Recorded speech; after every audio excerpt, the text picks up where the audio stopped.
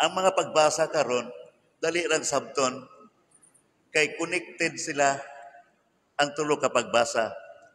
Ang unang pagbasa nga gipadayag ni Moises, dahil ikaduhang pagbasa usab nga gipadayag ni Santiago o ang ebanghelyo nga gipadayag sa tong Ginoo.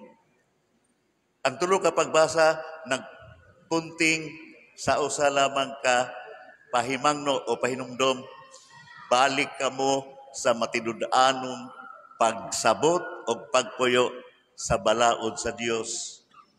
No? Balik kamo kaniya pinaagi sa matidud-anong kasing-kasing dili pagpakaron ingnon. No? Kay mao man gilalisan karon, no? Kaya mga Parisiyo o mga magtutudlo sa balaod mga igsoon, naghimo silang mga gagmayng balaod nun nga mo'y gipatuman sa mga tao. Sama panangli sa paghugas sa kamot. No? Naagi proper way of washing the hands before eating. Kita din mahugas ng kamot, paggripo, dayog sabon, o kumana. Pero ang mga Hudiyo, mapas mo usa ka makaon, kay kaonom ka, magbalhin-balhin og yahong nga naapoy unom ka klaseng tubig. Ang mga Parisiyo ra ang angay mubuhat ini. Ang mga tao dili na utak kinahanglan. Kaya ang mga Parisiyo o mga magtutudlo sa balaod raman ang mukaon sa pan diha sa altar. So ato nang hinumduman og maoy gipatuman sa mga tao karon. Mga tigpakaron ingnon, gisalikoy ila ang balaod sa Dios kay mao ilang gustong tumanon ang balaod nga ilang nasunod sa ilang mga katigulangan. Mao nga gihinganlan silang mga tigpakaron ingnon. Ang ilang pagsimba kawang kay wala diha ang ilang kasing-kasing. So mangutangan nata, unsa man yung pagpakaron ingnon di ay, no? Kay usahay ra ba maupod na ta. Kining pagpakaron ingnon kana bang maglihok ka o magbuhat ka og mga butang nga dili gyud gikan sa imong kabubuton. You will be acting on somebody's behalf, no? Ang tigpakaron ingnon panalitan ng mga aktor o mga artista, di ba? Andas na kong tilon, makita nimo sila. Dili gyud na sila ilang pagkatao na ilang gi-portray diha. Ang ilang gihulagway ang karakter sa istorya. So, they are good nga hypocrites because they can act really like, no, the person they are portraying. Tigpakaron ingnon, but in reality dili gyud na mao siya. So mauna ang nahitabo sa mga iskriba o mga matutudlo sa balaod, they are now acting not according to the will of God or to the kanang balaod nga gisugo sa Ginoo. Duha ka hinungdan nganong mapugos kita sa pag-inartista o sa pagtigpakaron ingnon. Una, tungod sa panginahanglan. Diba? Tungod sa panginahanglan. Ikaduha, gusto na mamintaha. Nabi tayo istorya. Nakapati na mo ani. Dihay usa ka pastor nga nasayin siya og mingaw o pobre nga lugar. Unya, naglisod siya sa iyahang adlaw-adlaw nga panginahanglan. Kaya siyempre, tera ang tao, di pagyud kayo muamot. Sa dugay huna-huna sa pastor, naka-imbento siya paagi aron mabuhi. Ang iyang office sa ubos sa kumbinto, ipabutangan ni karatula dito. No? Manambal o lain-laing mga sakit ang pastor. Dagkog yung kayo malitra.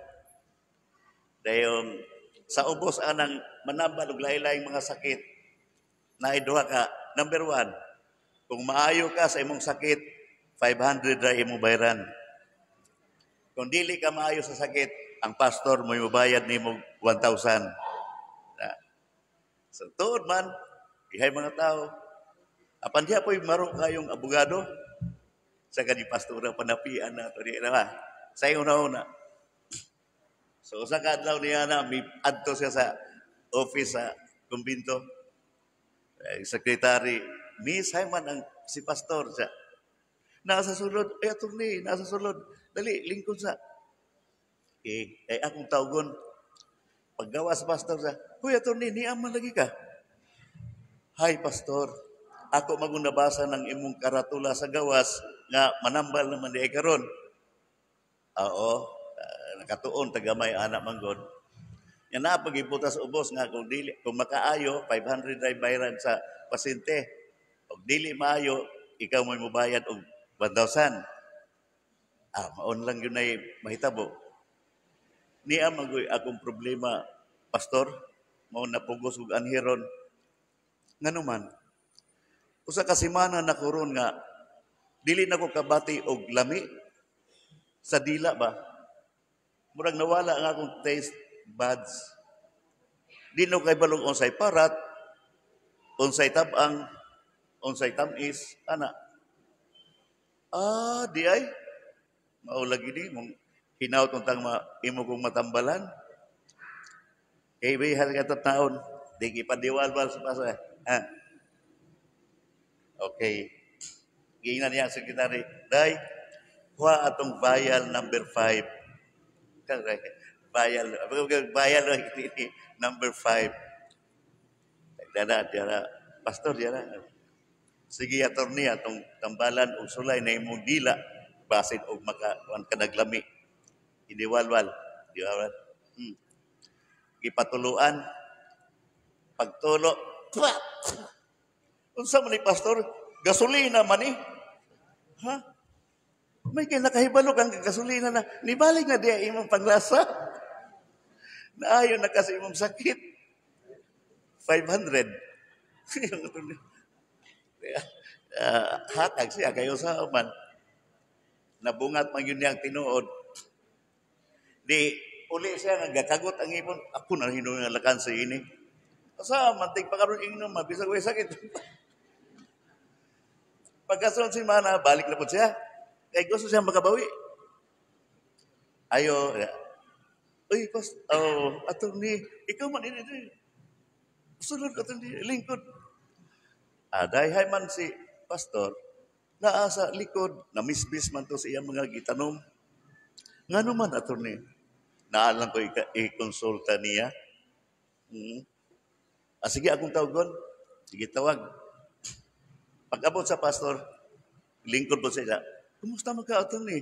Di balik imong sakit? Wala man. Opera kayo ko sa akong pangtilaw. Akong dila. Ang akong problema karon pastor kay malimtano naman kayo karon. No? Di na nako mahinumduman to akong gibasa atong usang adlaw. Bisan gatong gibasa no gabi, nalimot na jud ko. Basog imo kong matabangan ini. Di kita na sa pastor iyang ulo. Sige, atong tistingan. Di yuga ka hinumdum. Mao lagi na akong problema. Naarabay akong hearing karong sunsimana. Sige. Day, ang sekretary, kuha atong vial number 5. Yung attorney, number 5 na po, gasolina man na. Uy, nahinom man lang ka. Nahinom na naayo na di ka. 500. Tiwas. Uli na po nag-attorney, kagot yung sabot yung doha kabagaan. Alkansi na inom kong ini. Plano siya kung saan rin pagbitik sa pastor. Pagkasunod si Mana, balik na siya. Pagbalik na siya, nag-akbay siya sa iyang driver. Niya, dala pag sa sungkod. Murag buta ba? Day, pastor, day. Si pastor. Attorney. Sige. Mabangga ka ng pultahan. Ano man na? Di na ko kakita, day. Ano si pastor? Di kipangita si pastor. Niya, ingon, lingkod ato ni. Diri, kay mulingkod naman to sa walay lingkuranan, kay buta lagi siya. Ah, Diri, ang sabi problema, Pastor, naayo ko nimo akong dila nga nawad og lami. Naayo ko kus akong memory. Pero kini ako problema ra gyud samot og kanako. Nga naman. Di naman jud ko kakita. Ha? Napagnan kong pananaw, Pastor, baso matabangan ko nimo ini. Di naghuna-huna ang pastor. Ningon siya, attorney, sorry kaayo ha. Kay kanang pagkabuta, wag na ako na matuni. Kung saan pag-ayo. Di, ang, ang attorney na nahikatawas kahilagman siya, karon magkabayad. Aw di ay, kung dili ka kaayo na ako, Pastor, adto na lang kuslain. Pero dito sa karatula, ningon man ka nga, kundi kung maayo, 500 ang ibayad, unya og dili ka makaayo, imong bayaran po ang pasyente og 1,000. Wa ko malimot ang attorney. Taga-anti ka. Tikuan tayo ang pastor sa iyang pitaka. Unya, gitunong niya sa buta nga attorney ang 100. Pagdawa sa attorney siya, iyong ka pastor, 1,000, 100 naman lagi ni. Ha? Kailang maligaan. Maayo na yung pananaw di ay. Mga igsoon, kung atong hoddo ng istorya ko, babad ako sa kadlaw. Ang pagpakaroon ingnon ba, magdala ra gyud sa kapildihan. No? Mauni ang gilalisan karon sa atong mga sa parisiyo, magtutudlo sa balaod o sa atong Ginoong Hesukristo. Dili tungod kay nagtumot ang Ginoo sa mga parisiyo o mga magtutudlo sa balaod. Tungod sa iyang dakong gugma, gusto niyang ablihan ang ilang mga mata o kasing-kasing sa kamatuuran. Aron maangkon nila o mapuy-an ang tinuod nga kinabuhi nga gilagda sa Dios alang sa iyang katawhan. Diba? Mao man gani nga mingon ang Ginoo dinhi sa kuan kani panaglalis na nila ningon ang mga parisiyo nganong nangaon man ang imuhang mga tinun-an nga wala mang hinaw sa paagi nga tradisyonal. Nganong wala man magtuman sa gitudlo sa atong mga katigulangan. Ug ang Ginoong Hesukristo may pahinumdum kanila. Ang gitudlo sa iyong mga katigulangan dili to balaod. Hinimo ra to sa tao. Ang tinuod nga balaod kadtong gihatag sa Dios kang Moises o gihatag usab ni Moises kaninyo. Nganong wala man niyo to kuy Mao ni tungod kay dunay interest, dunay vested interest ang mga nagdumala sa templo. They wanted to enrich themselves without considering helping people. So mao ni kung atong reviewon mga igsoon, ang unang pagbasa, si Moises may patawag sa mga tao nga tanan o iyang ipahimunuan. Ayaw, gayod ninyong hikalimti ang mga pagtulunan o ang balaod nga akong gihatag kaninyo, inigpuyo na ninyo dito sa gayuta nga gisaad. Kay kung inyo kaning tumanon, ang mga nasod mo tan-aw kaning muhangad kaninyo umingon kining nasura gipuy-an og mga tao nga maantigo. Mga tao nga makamaog yun, no? Ug mipahimang no si Moises, ayaw ninyo kuhai, ayaw usab ninyo kulangi ang balaod. Kay kung inyo kining buhaton, puy-an ninyo sa tibuok ninyong kasing-kasing ug gugma, magpuyo kamong malinawon, magpuyo kamo sa maong yuta nga gisaad uban sa Dios. Adunay kinabuhi, adunay kaugmaon. No? Apan unsa mang hitabua, natabunan man hinuon ang mga balaod sa Dios tungod sa mga gagming balaod nun nga gihimo sa mga magtutudlo sa balaod. O gani ilan ning giimpusar, enforce gayon Nga, bahalag dili na matuman ang Ten Commandments, basta kini mo'y tumana. No? Ug mauna ang pasabot sa Ginoo ka insakto gyud ang gisulat ni propeta Isaias mahitungod kaninyo nga giingon sa Ginoo. Ining mga tawhana nagsimba kanako apan sa pulong ra walay kasing-kasing. Mga tigpangaron ingnon. Kung muadto po ta sa second reading, mao gihapon ang ipahimang ni Santiago. No? Usa sa mga haligi sa simbahan nga gitukod sa atong Ginoong Hesukristo. Ang pagtuman sa kasuguan sa kinasing-kasing gayud, may gugma, di ba? Higugma ang Dios sa tibuok nimong kasing-kasing, sa tibuok nimong hunahuna, sa tibuok nimong kusog. And you can love the Lord by following the commandments, living out the commandments that we receive. Ug mao po ni dinhi sa atong ebanghelyo karon, dili tungod kay gusto ni Jesus nga magkaaway sila, ang mga naa sa templo, ang mga magtutudlo sa balaod o mga Parisiyo, layo na sa hunahuna sa Ginoo. Iya lamang giinsulto aron mabuka ang ilang mga mata nga sayop ang ang mga balaod nga inyong ipatuman sa mga tao, mga tigpangaron ingnon kamo. No? Pero dili ito intensyon sa Ginoo nga mahimong kaaway. Ang intensyon sa Ginoo nga unta mabuksan na ilang mga mata ug makita sa mga magtutudlo sa balaod ug mga Parisiyo nga diha sa pagtuman sa kasuguan anaa ang kinabuhi, anaa ang gugma, anaa ang kalauman sa kinabuhing walay katapusan. Lastly, mga igsoon, ang gireklamo sa mga Parisiyo mga eskriba mao ang pagpanghunaw sa dili pamukaon. Daghan sila mga tradisyon, ang paghugas sa kulon, tasa, plato, bisan sa mga higdaanan, kaldero, tanan. They are meticulous doing this, cleaning. O dili na malalis, tinuod, kinahanglan manglimpyo kita.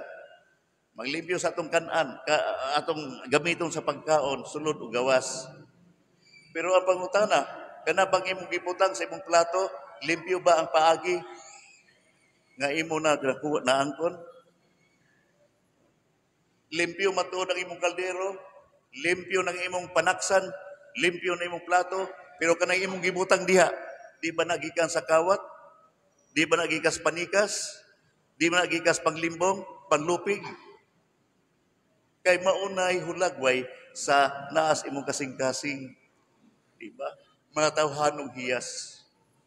Now, the Lord is reminding us also, after 4 Sundays of giving us the long discourse about His body and blood, ang iyahang lawas ug dugo, ang kalanon nga gikan sa langit nga maghatag kinabuhi.